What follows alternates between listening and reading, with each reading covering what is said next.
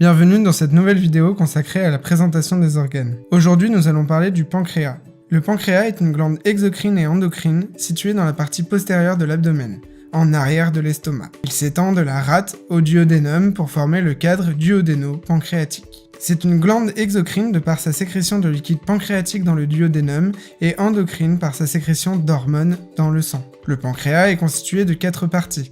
La tête, contre le duodénum, le corps, le col, qui relie la tête au corps, et la queue, en forme de pointe. Au sein du pancréas, on retrouve 2 conduits excréteurs. Le canal de Wirsung, qui parcourt le pancréas sur toute sa longueur, et sa bouche au canal cholédoque, provenant de la vésicule biliaire pour former l'ampoule de Vater, dans le 2e duodénum. Et le canal de Santorini, dit canal accessoire, qui se jette également dans le duodénum.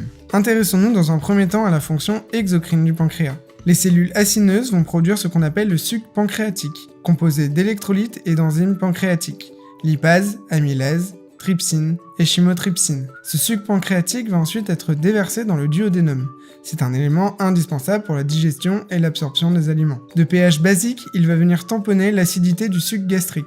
Cette variation de pH va entraîner l'activation des enzymes pancréatiques qui sont inactives avant leur arrivée dans le duodénum. Nous en parlerons de façon plus détaillée dans ma vidéo consacrée à ce sujet. Intéressons-nous à présent à la fonction endocrine du pancréas. Le pancréas va sécréter plusieurs hormones, la somatostatine, l'insuline et le glucagon. La somatostatine va inhiber la sécrétion d'insuline, de glucagon et de gastrine, hormones sécrétées par l'estomac. La somatostatine est sécrétée par les cellules delta des îlots de Langerhans, unité fonctionnelle du pancréas. On a parlé d'insuline et de glucagon, vous vous en doutez, on va détailler un petit peu. L'insuline va être sécrétée par les cellules bêta et le glucagon par les cellules alpha des îlots de Langerhans. Comme vous le savez, la glycémie, le taux de glucose dans le sang, doit rester parfaitement stable dans l'organisme. Pourtant, lors d'un repas par exemple, on ingère du sucre et pour autant, la glycémie doit rester stable. Idem, lorsqu'on fait du sport, on dépense de l'énergie, donc du glucose.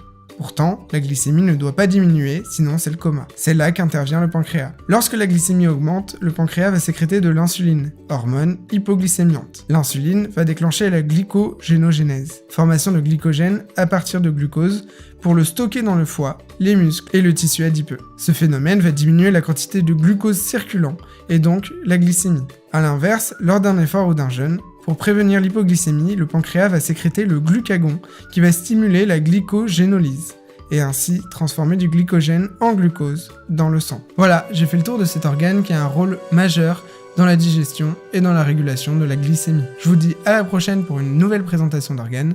Salut!